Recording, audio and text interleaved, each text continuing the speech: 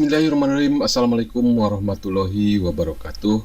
Siswa-siswi yang saya cintai dan saya banggakan, semoga dalam keadaan sehat walafiat. Video pembelajaran kali ini saya akan membahas mengenai teori kuantum bagian yang keempat dengan pokok bahasan hipotesis de Broglie. Jangan lupa like dan tuliskan komentar jika ada materi-materi yang tidak dipahami. Jangan lupa juga berlangganan channel Asep Hidayat secara gratis dengan cara klik subscribe.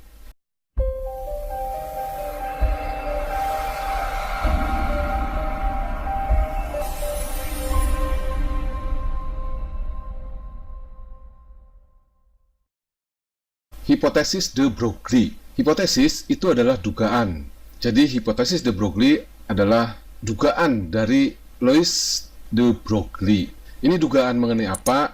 Yaitu dugaan mengenai konsep daripada cahaya atau gelombang elektromagnetik. Nah, de Broglie ini menyatakan bahwa cahaya itu memiliki sifat dualisme, atau cahaya ini memiliki sifat mendua, yaitu yang pertama cahaya sebagai gelombang, kemudian yang kedua cahaya sebagai partikel. Untuk lebih memahami mengenai hipotesis de Broglie, ikuti langkah-langkah pembelajaran berikut ini. Eksperimen efek fotolistrik dan efek Compton telah membuktikan bahwa cahaya terdiri atas paket-paket energi yang terkuantisasi, atau paket-paket energi yang terkuantisasi ini dapat juga dikatakan sebagai partikel-partikel atau kuanta atau foton-foton. Nah, kita ketahui yang dinamakan dengan partikel adalah benda yang ukurannya itu sangat kecil. Nah, pada peristiwa efek fotolistrik, cahaya atau partikel atau foton ini menumbuk logam. Nah, logam yang ditumbuk, elektron-elektronnya itu akan terpental atau akan keluar dari permukaan logam.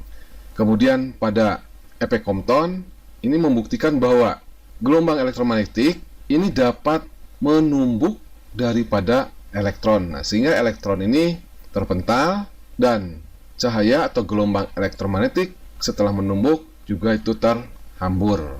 Nah, terpentalnya elektron ini membuktikan bahwa gelombang elektromagnetik atau cahaya ini memiliki sifat sebagai partikel, sehingga dapat mementalkan daripada elektron bebas yang awalnya itu dalam keadaan diam. Lalu bagaimana dengan peristiwa interferensi dan difraksi cahaya yang telah membuktikan bahwa cahaya merupakan gelombang? Nah, perlu diketahui, interferensi adalah peristiwa penggabungan dua buah gelombang. Nah, dari penggabungan dua buah gelombang tersebut, itu bisa saling menguatkan atau dinamakan dengan interferensi konstruktif, yaitu jika kedua buah gelombang tersebut itu memiliki fase yang sama. Sedangkan jika fasenya itu berlawanan, maka akan menghasilkan interferensi yang saling melemahkan atau dinamakan juga dengan interferensi destruktif. Kemudian difraksi adalah peristiwa pembelokan cahaya atau gelombang elektromagnetik jika melewati celah yang sempit. Nah, kedua peristiwa tersebut, yaitu interferensi dan difraksi, hanya dapat dijelaskan melalui teori gelombang. Kemudian, manakah yang benar? Cahaya itu gelombang atau partikel? Nah, ini menjadi pertanyaan-pertanyaan dari para ahli fisika di awal abad ke-19. Nah, jawaban dari pertanyaan tersebut sangat dilematis. Keduanya didukung oleh hasil eksperimen yang kuat, seperti cahaya terdiri atas paket-paket energi yang terkuantisasi atau partikel-partikel atau kuanta atau foton-foton, yaitu melalui percobaan efek fotolistrik dan efek Compton. Sedangkan cahaya sebagai gelombang itu dapat dijelaskan melalui peristiwa interferensi dan difraksi. Kenyataan ini akhirnya mengantarkan pada sebuah kesimpulan bahwa cahaya itu memiliki dua sifat, yaitu sebagai gelombang di satu sisi dan sebagai partikel di sisi yang lainnya. Jadi, untuk menjelaskan interferensi dan difraksi bisa menggunakan teori gelombang. Kemudian, untuk menjelaskan efek fotolistrik dan efek Compton, cahaya itu dapat dianggap sebagai suatu partikel. Konsep tersebut dikenal sebagai dualisme gelombang partikel. Konsep dualisme gelombang partikel diperluas oleh Louis de Broglie yang lahir 1892 dan meninggal 1987, yaitu pada tahun 1923. Louis de Broglie menyatakan bahwa cahaya dapat bersifat sebagai gelombang dan partikel. Partikel pun mungkin dapat bersifat sebagai gelombang. Nah, pernyataan tersebut itu dikenal dengan hipotesis de Broglie. Jadi, menurut de Broglie bahwa cahaya itu memiliki sifat sebagai gelombang dan partikel. Kemudian partikel yang bergerak mungkin dapat juga bersifat sebagai gelombang. Nah, untuk partikel dapat bersifat sebagai gelombang ini misalkan begini. Misalkan kita melemparkan batu. Nah, batu itu kita anggap partikel ya. Maka batu yang sedang bergerak tersebut dapat dianggap sebagai gelombang. Menurut de Broglie, persamaan momentum yang diturunkan oleh Compton, ingat persamaan momentum yang telah diturunkan oleh Compton pada video pembelajaran sebelumnya, yang dirumuskan P sama dengan H kali F dibagi dengan C. Karena F per C itu sama dengan 1 per lambda, maka besarnya momentum itu dapat juga dirumuskan H per lambda. P-nya di sini adalah momentum, H-nya adalah konstanta Planck, kemudian F-nya ini adalah frekuensi daripada foton, kemudian C-nya adalah cepat rambat gelombang, dan lambdanya sama dengan panjang gelombang foton. Persamaan momentum ini dapat juga ditulis lambda sama dengan H per P, atau panjang gelombang sama dengan konstanta Planck dibagi dengan momentum. Ingat bahwa jika cahaya atau gelombang elektromagnetik atau foton dianggap sebagai partikel yang sedang bergerak, maka cahaya tersebut atau gelombang elektromagnetik tersebut atau foton tersebut itu harus memiliki momentum. Jadi ciri partikel yang sedang bergerak pasti itu memiliki momentum. Dan rumus ini yang menghubungkan hubungan antara gelombang dan partikel. Ingat bahwa setiap gelombang pasti memiliki panjang gelombang. Kemudian setiap benda yang bergerak itu pasti memiliki momentum. Jadi rumus lambda sama dengan H per P ini adalah rumus yang menghubungkan bahwa gelombang memiliki sifat sebagai partikel. Kemudian rumus panjang gelombang tersebut selain berlaku untuk foton, harus berlaku pula untuk partikel yang memiliki momentum. Ingat rumus daripada momentum, suatu benda yang sedang bergerak atau partikel yang sedang bergerak itu dirumuskan massa dikalikan dengan kecepatan. Dengan demikian, setiap partikel yang bergerak ini akan memiliki panjang gelombang. Yang besarnya itu dirumuskan lambda sama dengan H dibagi dengan P. Kemudian P-nya itu sama dengan massa dikalikan dengan Pi. Atau keterangannya, lambdanya adalah panjang gelombang partikel atau sama juga dinamakan dengan panjang gelombang de Broglie. Satuannya meter. Kemudian P adalah momentum foton atau partikel dalam satuan kilogram meter per sekon. Mengapa di sini dikatakan momentum foton atau partikel? Karena berdasarkan hipotesis dari de Broglie bahwa gelombang itu dapat bersifat P sama dengan momentum foton atau partikel dengan satuan kilogram meter per sekon. Nah, mengapa ini momentum untuk foton atau partikel? Ingat mengenai hipotesis daripada de Broglie, yaitu gelombang memiliki sifat sebagai gelombang itu sendiri dan sebagai partikel. Demikian juga partikel itu memiliki sifat sebagai partikel itu sendiri dan memiliki sifat sebagai gelombang. Kemudian M-nya ini adalah massa partikel dalam satuan kilogram, atau ini juga boleh dikatakan massa daripada foton. kemudian P itu sama dengan kecepatan partikel. Jadi rumus ini berlaku baik untuk partikel yang bergerak dengan kecepatan tinggi maupun foton. Nah, panjang gelombang pada persamaan ini itu dinamakan juga dengan panjang gelombang de Broglie. Hipotesis de Broglie akhirnya mendapatkan dukungan serta bukti eksperimen yang dilakukan oleh beberapa fisikawan. Oke, materi hipotesis de Broglie ini selesai. Untuk lebih memahami mengenai hipotesis de Broglie, mari kita berlatih soal.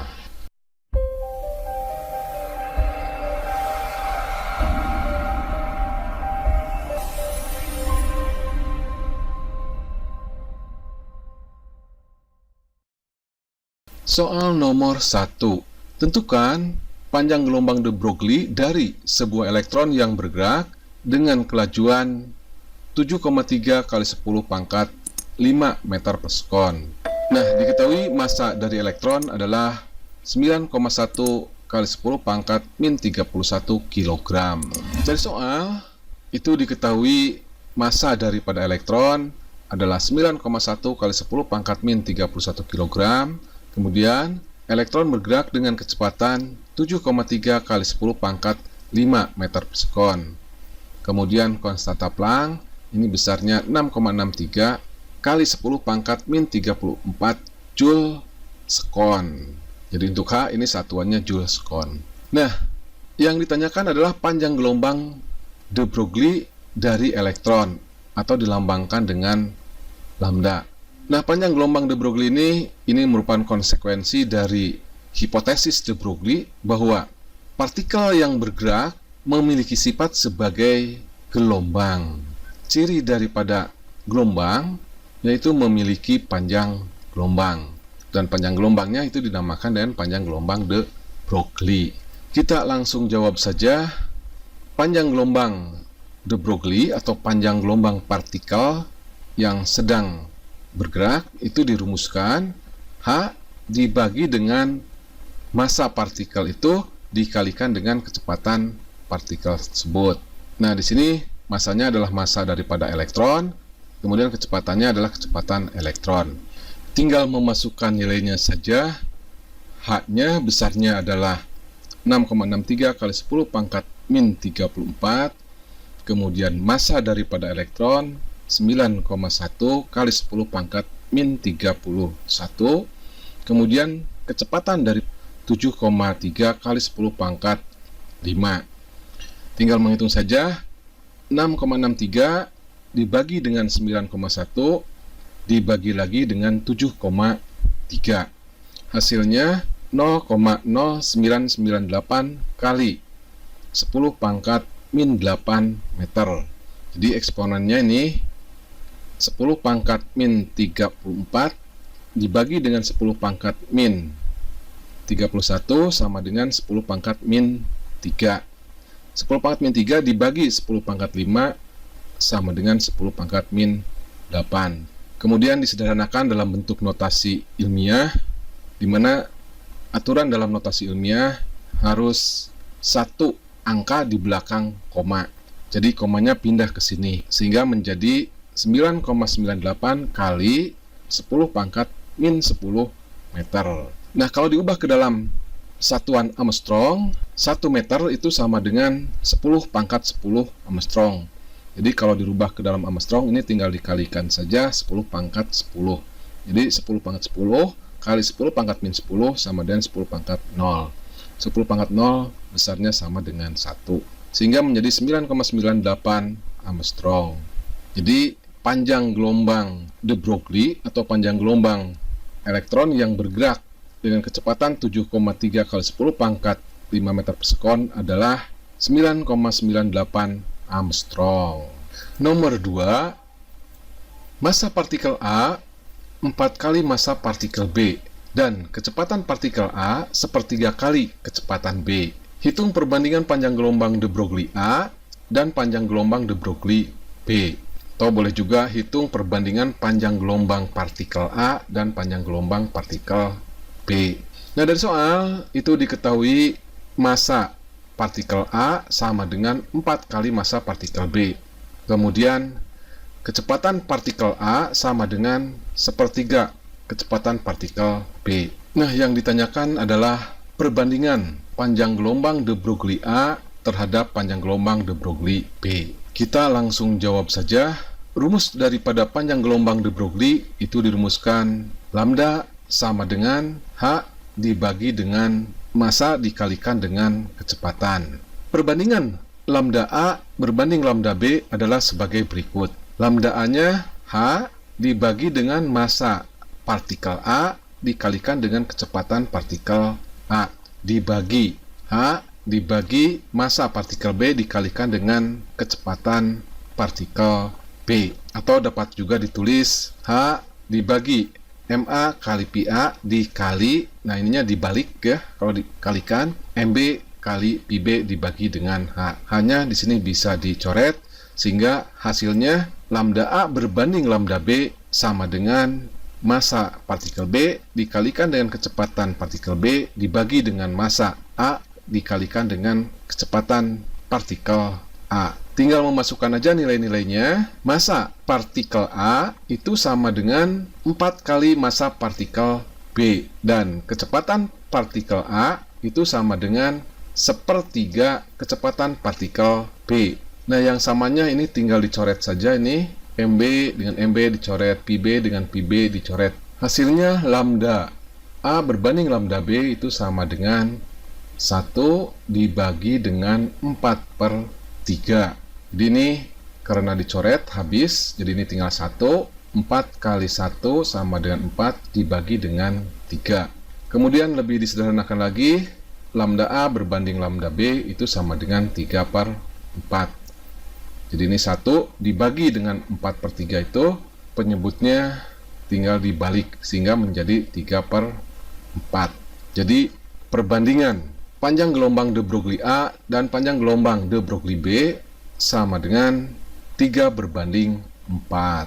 Kemudian berikutnya nomor 3.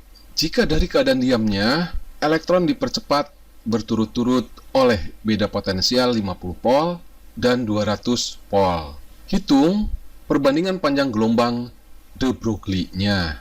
Dari soal bahwa elektron itu dipercepat. Nah, dipercepatnya itu misalkan ini oleh 2 keping logam sejajar yang dihubungkan dengan sumber tegangan. Keping logam ini dihubungkan dengan kutub negatif sehingga bermuatan listrik negatif, dan keping logam yang kedua ini dihubungkan dengan kutub positif sehingga bermuatan listrik positif.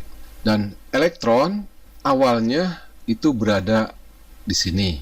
Nah, ketika kedua keping logam ini diberi tegangan atau diberi beda potensial, maka elektron ini akan bergerak dari keping yang bermuatan listrik negatif ke keping yang bermuatan listrik positif.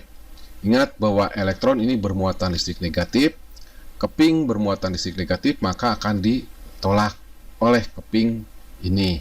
Kemudian elektron ini akan ditarik oleh keping logam yang bermuatan listrik positif. Sehingga ketika keping ini diberi beda potensial, elektron itu akan bergerak dipercepat. Nah, dari soal itu diketahui keping logam ini yang pertama itu diberi tegangan 50 pol, kemudian yang kedua diberi tegangan 200 pol. Nah, yang ditanyakan adalah perbandingan panjang gelombang elektron pada saat keping logam diberi tegangan 50 pol dengan panjang gelombang elektron pada saat keping logam diberi tegangan 200 pol, atau perbandingan panjang gelombang de Broglie pada saat keping logam diberi tegangan 50 pol dengan panjang gelombang de Broglie pada saat keping logam ini diberi tegangan 200 pol. Kita langsung jawab saja. Nah, langkah untuk menjawab ini, langkah yang pertama yaitu mencari dulu persamaan kecepatan saat elektron itu bergerak pada 2 keping konduktor yang memiliki beda potensial Pi. Nah, untuk mencari kecepatan, kita gunakan rumus daripada energi kinetik elektron. Jika elektron tersebut berada di antara 2 keping logam yang dipasang pada beda potensial tertentu. Nah, dalam soal ini beda potensialnya yaitu 50 volt dan 200 volt. Nah, rumus besar energi kinetiknya itu dirumuskan EK sama dengan E kali Pi. EK-nya adalah energi kinetik, E-nya adalah muatan elektron, kemudian Pi-nya adalah beda potensial. Energi kinetik besarnya itu dirumuskan setengah kali M kali Pi dikuadratkan. M-nya adalah massa elektron, kemudian Pi-nya adalah kecepatan daripada elektron. Dan di sini E-nya tadi muatan elektron, kemudian Pi-nya adalah beda potensial ujung-ujung keping logam sejajar. Nah, karena kita mau mencari Pi atau kecepatan, maka Pi kuadrat itu sama dengan 2E kali Pi per M. Ini tinggal dikalikan silang saja. 2-nya dikalikan ke sini, kemudian M-nya sebagai pembaginya. Jadi, Pi kuadrat sama dengan 2E kali Pi per M.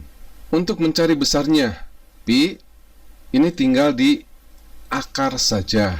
Jadi Pi sama dengan akar dari 2E kali Pi per M. Kemudian berikutnya, panjang gelombang de Broglie itu dirumuskan lambda sama dengan H dibagi dengan massa kali kecepatan. Nah, kecepatannya kita ganti dengan ini. Jadi lambda sama dengan H dibagi dengan massa, nah, kali kecepatannya yaitu 2E kali Pi per M. Kemudian disederhanakan ya. M-nya kita masukkan ke sini ke dalam akar, itu menjadi M kuadrat. M kuadrat dibagi dengan M itu sama dengan M. Jadi panjang gelombang de Broglie-nya besarnya itu dirumuskan H dibagi dengan akar 2M kali E kali Pi. Kemudian sekarang tinggal mencari perbandingan lambda 1 berbanding lambda kedua. Nah, perbandingan lambda 1 berbanding lambda kedua, nah lambda satunya, ini rumus lambdanya, jadi H dibagi dengan akar 2M kali E kali Pi 1. Karena lambda 1. Kemudian dibagi atau berbanding H dibagi dengan akar 2M kali E kali Pi 2. Nah, yang samanya ini bisa dicoret, H-nya ini bisa dicoret.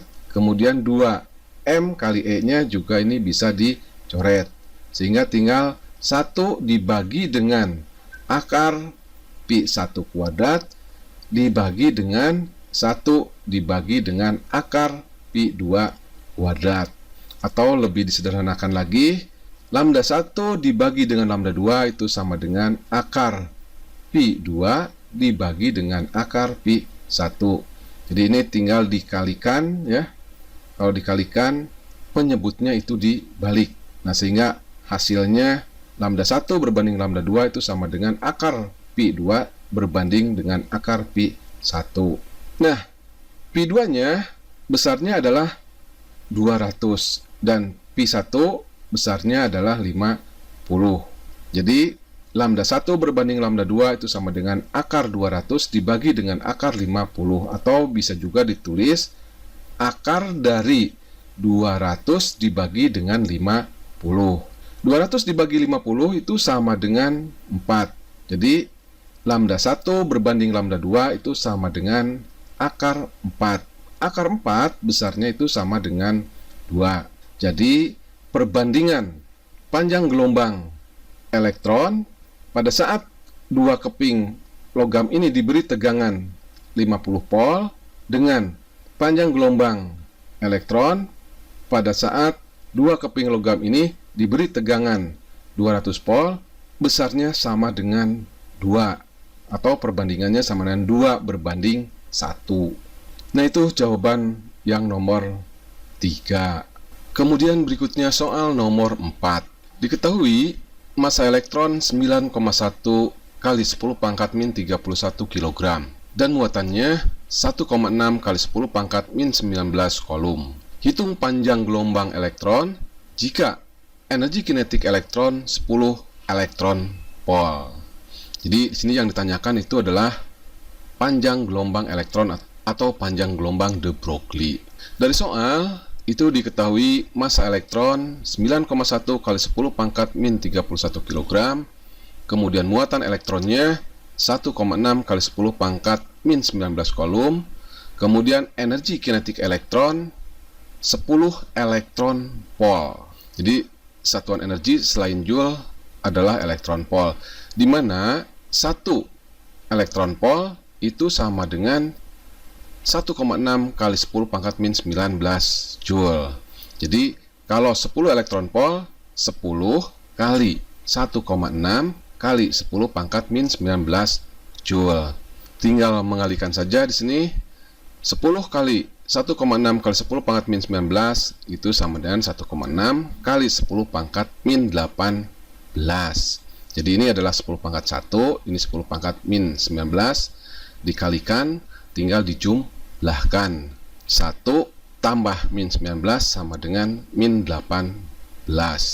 Jadi besarnya energi kinetik elektron adalah 1,6 kali 10 pangkat min 18 joule. Kemudian yang ditanyakannya adalah panjang gelombang elektron atau panjang gelombang de Broglie. Kita langsung jawab saja. Panjang gelombang de Broglie itu dirumuskan lambda sama dengan H dibagi dengan massa elektron dikalikan dengan kecepatan elektron. Massa elektronnya itu sudah diketahui besarnya adalah 9,1 kali 10 pangkat min 31 kg. Nah, kita sekarang mencari besarnya kecepatannya. Nah, untuk mencari besarnya kecepatan, kita gunakan rumus daripada energi kinetik elektron. Energi kinetik elektron itu sama dengan setengah M kali Pi dikuadratkan. Maka besarnya Pi kuadrat itu sama dengan, ini tinggal dikalikan silang ke sini, 2EK, kemudian M-nya juga dikalikan silang. Jadi Pi kuadrat sama dengan 2EK per M. Nah, untuk menghilangkan kuadratnya, ini tinggal di akar. Jadi Pi sama dengan akar dari 2EK dibagi dengan M. Nah, kecepatan ini tinggal dimasukkan ke dalam rumus panjang gelombang de Broglie. Jadi lambda sama dengan H kali M. Nah, Pi-nya diganti dengan akar 2EK per M. Kemudian disederhanakan, M-nya ini masuk ke dalam akar menjadi M kuadrat kali 2EK per M. M kuadrat dibagi dengan M itu sama dengan M. Jadi lambda sama dengan H 2 kali M kali EK. Jadi ini tinggal dicoret-coret. Nah, untuk menghitung besarnya panjang gelombang de Broglie ini tinggal memasukkan nilainya. Hanya adalah konstanta Planck yang besarnya adalah 6,63 kali 10 pangkat min 34 dibagi dengan akar dari 2 kali massa elektron, ini besarnya 9,1 kali 10 pangkat min 31 dikalikan dengan energi kinetik daripada elektron yang besarnya adalah 1,6 kali 10 pangkat min 18 joule. Kita selesaikan dulu yang ada dalam akar dengan cara mengalihkannya. Jadi 2 kali 9,1 kali 1,6 sama dengan 29,12 kali 10 pangkat min 49. Jadi di sini 10 pangkat min 31 kali 10 pangkat min 18 sama dengan 10 pangkat min 49. Tinggal dijumlahkan pangkatnya ini. Jadi 1 tambah 8 sama dengan 9, 3 tambah 1 sama dengan 4. Nah, supaya dapat diakar, pangkatnya harus dibikin genap. Sehingga lambda sama dengan 2,912 kali 10 pangkat min 48. Akar dari 2,912 kali 10 pangkat min 48 adalah 1,7. Akar dari 10 pangkat min 48 adalah min 10 pangkat min 24. Jadi besarnya panjang gelombang de Broglie-nya 6,63 dibagi 1,7 sama dengan 3,9. Kemudian 10 pangkat min 34 dibagi dengan 10 pangkat min 24 sama dengan 10 pangkat min 10. Jadi, besarnya panjang gelombang de Broglie sama dengan 3,9 kali 10 pangkat min 10 meter. Oke, video pembelajaran teori kuantum bagian yang keempat dengan pokok bahasan hipotesis de Broglie selesai. Jangan lupa like, share, dan tuliskan komentar jika ada materi-materi yang kurang dipahami. Tidak lupa juga berlangganan channel Asep Hidayat secara gratis dengan cara klik subscribe. Saya tutup. Billahi taufiq wal hidayah. Assalamualaikum warahmatullahi wabarakatuh. Yeah, bring you up. Yeah, come on.